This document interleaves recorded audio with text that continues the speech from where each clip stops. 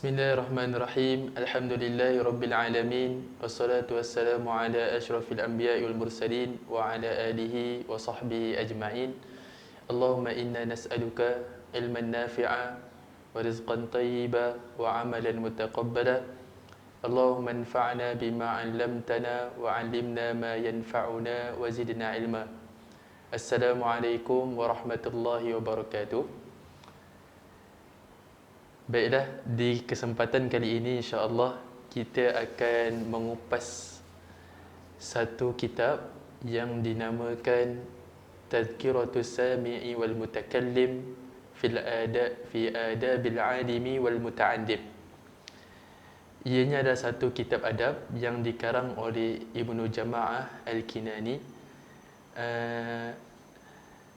Dan kitab adab ini sangat masyhur di kalangan penuntut ilmu, di mana ianya memiliki beberapa keistimewaan.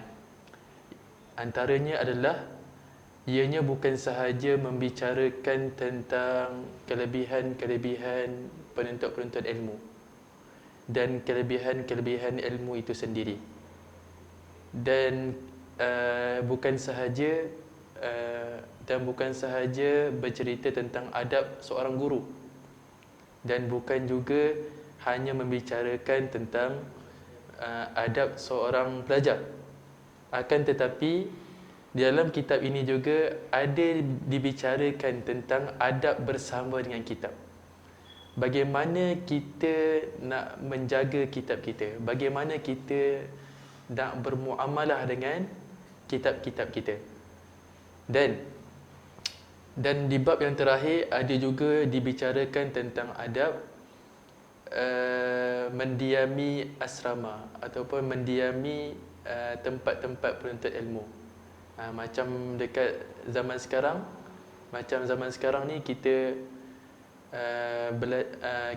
penuntut-penuntut ilmu akan duduk di asrama, di sakan tulab orang panggil, ataupun di tempat-tempat kediaman pelajar-pelajar.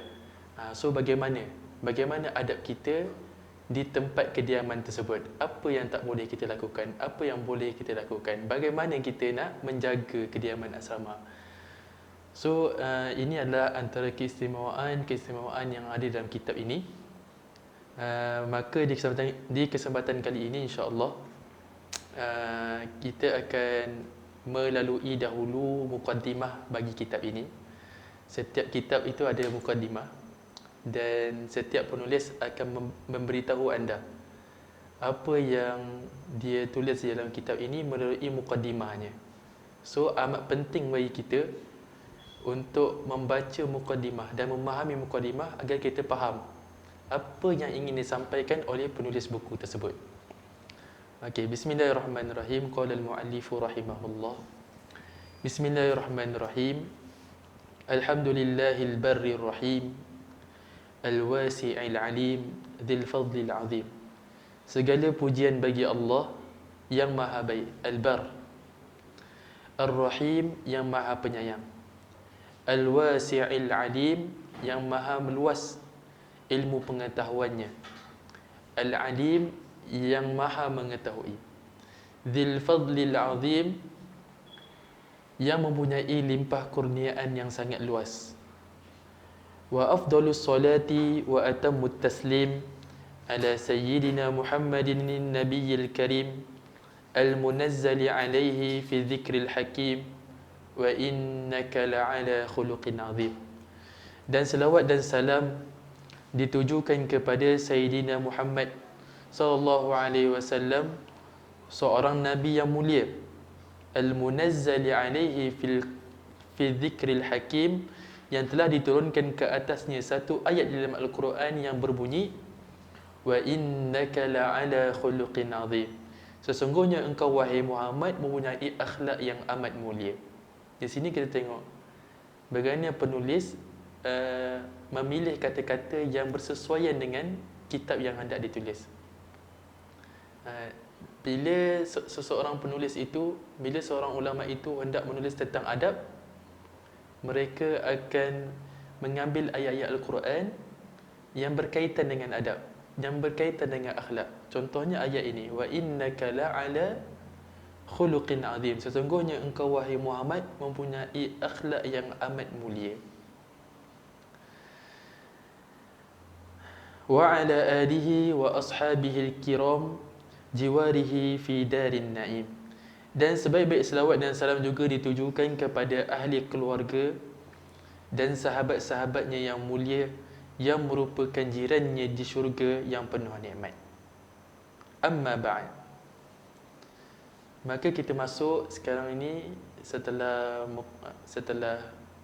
perenggan muqaddimah yang selalunya dimulakan oleh ulama-ulama kita apabila hendak menulis kitab adalah memuji Allah, berselawat ke atas Nabi dan berselawat ke atas keluarga dan para sahabat Nabi. Kita masuk ke dalam tajuk yang hendak diceritakan oleh muallif, oleh penulis kitab. Fa inna min ahammi ma yubadiru bihi al-labibu syarh shababih. Maka sesungguhnya antara perkara terpenting yang dikejar oleh al-labib, yang dikejar oleh orang yang berakal. Al-labib ni adalah orang-orang yang berakal, orang-orang yang bijaksana. Syarh shababih. Syarh shababih maksudnya adalah awal umri, adalah di awal usianya. Maka antara perkara terpenting yang dikejar, yang dicari oleh orang-orang yang bijaksana itu di awal-awal usianya, wa yudaibu nafsahu fi tahsilihi wa iktisabih, dan dia sanggup memanatkan dirinya untuk memperolehi dan mencapainya husnal adab, ialah akhlak ataupun adab yang baik. Alladhi syahida syar'u wal aqlu bifadlih, yang mana kelebihan akhlak yang mulia ataupun adab yang baik ini diperakui sendiri oleh syariat di dalam Al-Quran dan hadis, dan diperakui oleh logik akal manusia. Tidak ada manusia di dalam dunia ini yang tidak suka kepada adab yang baik. Wattafaqatil ara'u wal alsinatu ala syukri ahli, dan semua pandangan manusia dan semua kata-kata manusia bersetuju untuk menghargai ahli adab ini, orang-orang yang beradab ini. Wa inna ahaqqan nasi bihadhihi al-khaslati al-jamilah, dan sesungguhnya golongan yang paling berhak menghiasi dirinya dengan sifat yang cantik ini, wa aulahum bihiyazati hadhihi al-martabati al-jalilah, dan orang yang paling utama untuk memperolehi kedudukan yang agung ini adalah orang yang berilmu, ahlul ilmi alladhina hallu bihi dhurwatul majdi wassana, yang mana dengan adab ini mereka akan sampai ke puncak tertinggi kemuliaan. Nanti saya akan terangkan satu persatu. Dan dengannya juga wa ahrazu bihi qasabati sabiqi ila wirathatil anbiya, dan dengannya juga mereka akan mendahului orang lain menuju ke warisan para nabi. Dan kenapa Ibnu Jama'ah mengatakan orang-orang yang berilmu ini sangat berhak untuk menghiasi diri mereka dengan adab? Ada sebab-sebab yang akan dinyatakan sebentar nanti. Sebelum itu, kenapa kita katakan ahlul ilmi ni, orang-orang yang berilmu ini, bila mereka ada adab, mereka akan sampai ke puncak tertinggi kemuliaan. Kenapa? Sebab mereka dah sememangnya ada ilmu dan ditambah pula ada adab. Ada dua package yang menyebabkan mereka sampai ke puncak tertinggi kemuliaan. Kita pernah melihat orang yang berilmu tapi tidak beradab, kita akan pandang serong pada mereka. Kita pernah nampak orang yang beradab tapi tidak berilmu, kita akan meremehkan mereka. Jadi untuk orang-orang yang berilmu, jika ditambahkan pula dengan adab, maka mereka ini memang dianggap semulia-mulia makhluk di atas muka bumi ini. Okey, mengapakah Ibnu Jama'ah Al-Kinani dia menyatakan bahawa orang yang berilmu ini sangat perlu ataupun sangat utama berbanding orang lain untuk menghiasi diri mereka dengan adab. Kata beliau, li'ilmihim bimakarimi akhlaqin Nabi sallallahu alaihi wasallam wa adabihi. Kerana yang pertamanya kerana mereka mengetahui akhlak-akhlak mulia Nabi sallallahu alaihi wasallam serta adab-adabnya. Mereka belajar tentang akhlak-akhlak Nabi serta adab-adabnya. Bila mereka belajar, mereka lah yang patut mengamalkannya. Wa husni siratil a'immatil athhari min ahli baitihi wa ashabihi. Dan mereka juga mengetahui perjalanan hidup imam-imam yang suci dari kalangan keluarga Nabi SAW dan sahabat-sahabatnya, Abu Bakar, Umar, Osman dan Ali. Bagaimana kehidupan mereka? Wa bima kana alaihi a'immatu ulama'i salaf. Dan mereka juga mengetahui apa yang diamalkan oleh ulama-ulama salaf. Waqtada bihadihim fihi masyayikhul khalaf. Dan mereka juga mengetahui amalan-amalan yang dilaksanakan juga oleh para ulama khalaf. Disebabkan itu mereka lah yang paling berhak atau patut untuk mencontohi dan mengikuti jejak langkah dan petunjuk mereka. Setelah penulis menyatakan beberapa kepentingan, beberapa nilai adab ini pada perenggan yang pertama, seterusnya beliau akan membawakan pula kepada kita asar-asar daripada tabi'in yang menunjukkan bahawa mereka ini sangat menitik beratkan tentang adab. Antaranya di dalam muqaddimah ini ada tujuh kata-kata ataupun asar daripada tabi'in. Yang pertamanya beliau membawakan kata-kata Ibn Sirin. Kanu yata'allamuna al-hadiya kama yata'allamuna al-ilma. Sesungguhnya mereka dahulu mempelajari adab. Al-hadiya, yata'allamuna al-hadiya. Hadiah adalah adab, petunjuk. Kama yata'allamuna al-ilma, seperti mana mereka mempelajari ilmu-ilmu yang lain. Mereka mempelajari adab sebagaimana mereka mempelajari ilmu-ilmu yang lain. Mereka yang dimaksudkan di sini adalah sahabat-sahabat Nabi dan kibar at-tabi'in. Okey, seterusnya beliau membawakan pula kata-kata Al-Hasan Al-Basri. Wa qala Al-Hasan, in kana ar-rajul la yakhruju fi adabin yaksibuhu as-sinina thumma as-sinin. Sesungguhnya dahulu mereka akan bermusafir untuk mencapai ataupun untuk mendapatkan satu-satu adab itu bertahun-tahun lamanya.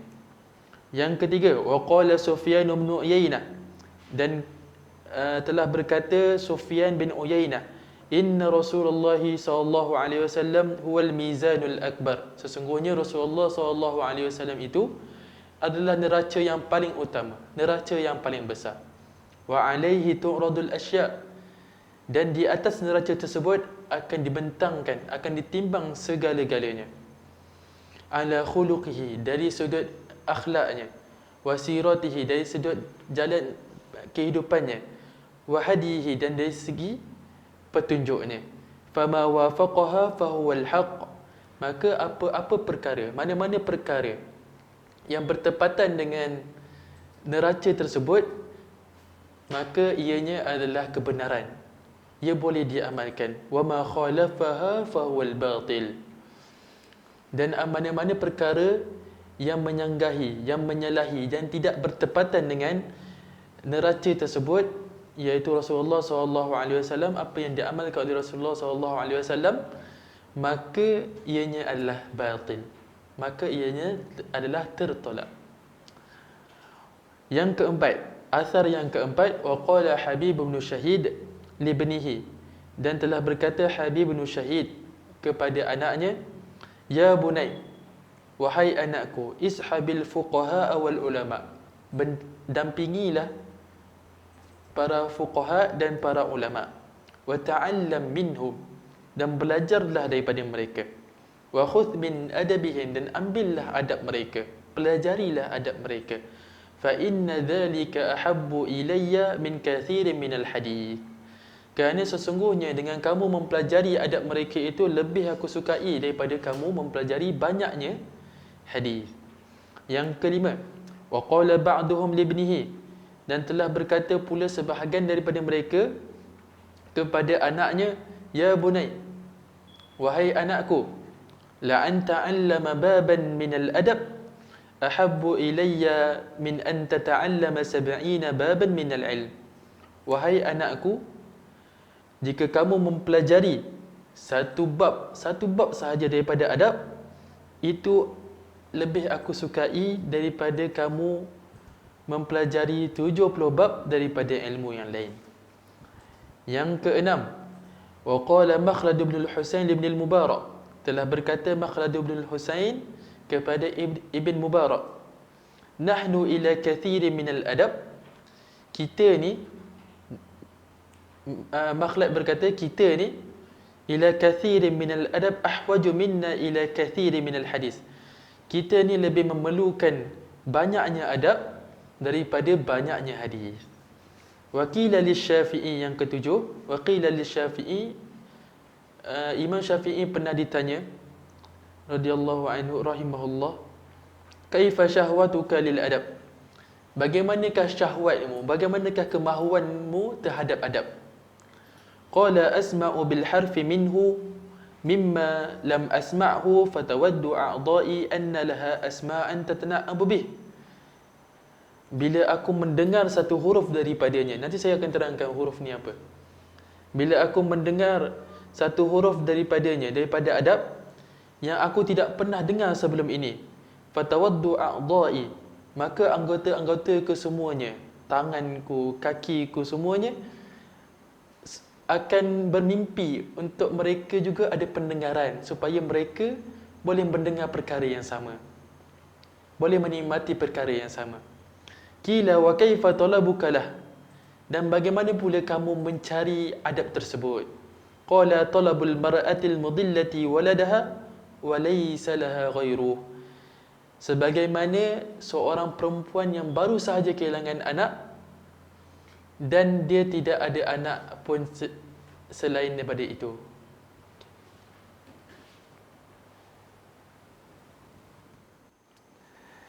Setelah penulis, iaitu Ibnu Jama'ah Al-Kinani, mendatangkan asar-asar at-tabi'in dan atba'it tabi'in tentang kepentingan mempelajari adab sebelum mempelajari ilmu pengetahuan, sebanyak 7 asar semuanya. Beliau mendatangkan pula sebab beliau dalam penulisan buku ini. Kenapa beliau menulis buku adab ini? Kenapa? Kata beliau, walamma balagat rutbatul adabi hadhihi al-madiyah wa kanat madariku mufassalatihi khafiyyah, da'ani ma ra'aytu min ihtiyaji at-talabati ilayh wa usri tikrari tawqifihim alayh, imma li haya'in fayamna'uhum al-hudur aw li jafa'in fayurithuhum an-nufur, ila jam'i hadha al-mukhtasar mudhakkiran lil'alimi ma ju'ila ilayh wa munabbihan lil-talibi ala ma yata'ayyanu alayh wa ma yashtarikani fihi min al-adab wa ma yanbaghi sulukuhu fi musahabati al-kutub, thumma adabu man yaskunu al-madarisi muntahiyan aw taliban li'annaha masakinu talabati al-ilmi fi hadhihi al-azminati ghaliban.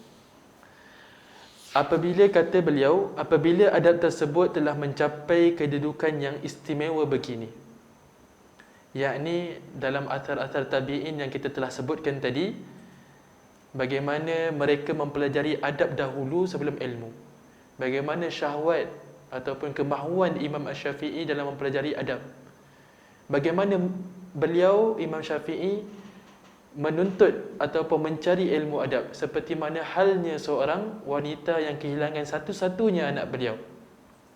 Begitulah juga ulama-ulama yang lain sangat mementingkan tentang adab. Apabila adab tersebut telah mencapai kedudukan yang istimewa sebegini, sangat penting, dan jalan mengetahui perinciannya pula menjadi sangat sulit, maka aku terpanggil untuk menulis kitab yang ringkas ini disebabkan keperluan para penuntut ilmu terhadapnya, dan disebabkan susahnya berulang kali mengingatkan mereka tentangnya, tentang adab. Mungkin disebabkan sifat malu mereka sehingga mereka terhalang untuk hadir ke majlis-majlis adab, atau kerana kerasnya sikap seorang guru sehingga mereka lari daripadanya. Dan aku menulis kitab ini sebagai tazkir buat orang alim dan tanbih buat penuntut ilmu tentang apa yang wajib dia amalkan, dan adab umum untuk kedua-duanya, yakni guru dan pelajar, dan bagaimana sikap yang sepatutnya apabila bersama dengan kitab ataupun buku. Kemudian adab menghuni sekolah-sekolah kerana ianya merupakan tempat tinggal pelajar pada zaman ini. Maka kita dapat simpulkan ada beberapa motif, ada beberapa sebab, faktor kepada penulisan buku ini. Yang pertama, kerana meraihkan kepentingan adab itu sendiri. Beliau berkata, apabila adab tersebut telah mencapai kedudukan istimewa begini, maksudnya beliau menulis kitab ini kerana hendak meraihkan kepentingan adab itu sendiri. Yang kedua, jalan mengetahui perinciannya pula menjadi sulit. Susah untuk belajar untuk tahu mana satu adab yang perlu kita amalkan. Yang ketiga, keperluan para penuntut ilmu. Maka inilah tiga sebab mengapa beliau menulis kitab ini. Maka beliau lanjutkan lagi dengan kata-kata beliau, wa jama'tu dhalika mimma ittafaqa fil masmu'at aw sami'tuhu min al-masyayikh as-sadat aw marartu bihi fil mutala'at aw istafadtuhu fil mudhakarat wa dhakartuhu mahdhuf al-asanid wal adillah kay la yatula ala mutali'ihi aw yamallah.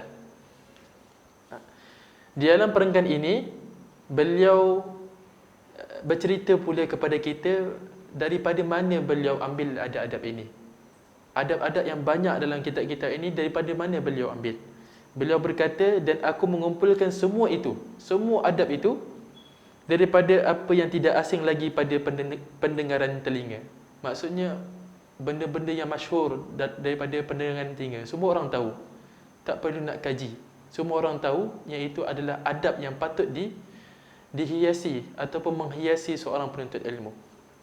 Atau apa yang aku dengar daripada para masyaikh, atau apa yang aku jumpa di dalam pembacaan, atau daripada faedah-faedah yang aku dapati ketika mudzakarah, berbincang dengan orang lain. Dan aku menyebut kesemua itu tanpa sanad dan dalil. Supaya tidak menjadi terlalu panjang buat pembaca sehingga dia menjadi bosan. Selanjutnya beliau menceritakan lagi bagaimanakah metod yang digunakan di dalam penulisan kitab ini. Waqad jama'tu fihi bihamdillahi ta'ala min tafariqi adabi hadhihi al-abwab ma lam arahu majmu'an fi kitabin wa qaddamtu ala dhalika baban mukhtasaran fi fadli al-ilmi wal ulama ala wajhi at-tabarruki wal iqtida. Waqad rattabtuhu ala 5 abwab تحيط بمقصود الكتاب. الباب الأول في فضل العلم وأهله وشرف العالم ونبله. الباب الثاني في آداب العالم في نفسه ومع طلبته ودرسه. الباب الثالث في أدب المتعلم في نفسه ومع شيخه ورفقته ودرسه. الباب الرابع في مصاحبة الكتب وما يتعلق بها من الأدب. الباب الخامس fi adabi sukun al-madaris wa ma yata'allaqu bihi minan nafais. Maka metod yang digunakan oleh beliau, kata beliau, dan aku telah mengumpulkan dalam kitab ini alhamdulillah bab-bab yang berikut, bab-bab yang kita akan sebutkan nanti, hasil daripada adab-adab yang tercerai-berai, maksudnya tidak terkumpul dalam satu-satu kitab. Yang aku tidak dapati ianya terkumpul di dalam kitab yang lain.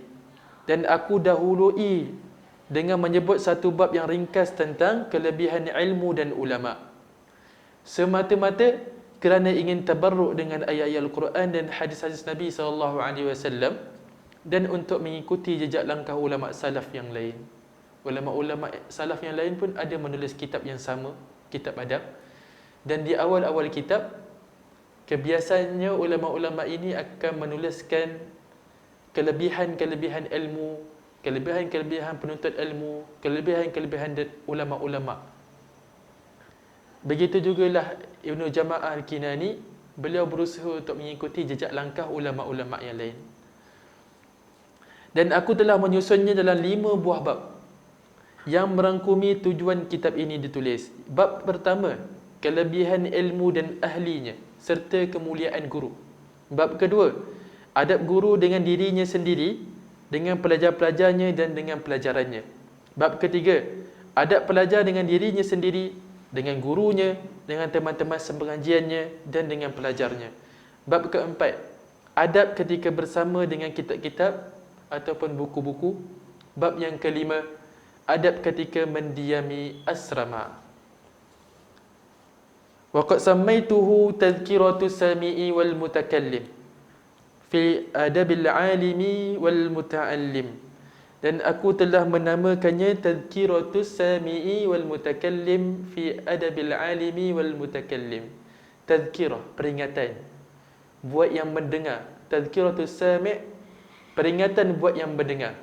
Wal mutakallim, dan peringatan juga buat orang yang bercakap. Fi adabil alimi wal muta'allim, tentang adab seorang guru dan seorang pelajar. Wallahu ta'ala yuwaffiquna lil ilmi wal amal wa yuballighuna min ridwanihi nihayatal amal. Semoga Allah Subhanahu wa taala memberi taufik kepada kita dalam menuntut ilmu dan beramal, dan menyampaikan kita kepada cita-cita yang tertinggi dengan keredaannya. Wabillahi taufik. Itu sahaja muqaddimah bagi kitab ini. Semoga di kesempatan yang lain kita dapat menyambung pada bab-bab yang berikutnya, insya-Allah. Assalamualaikum warahmatullahi wabarakatuh.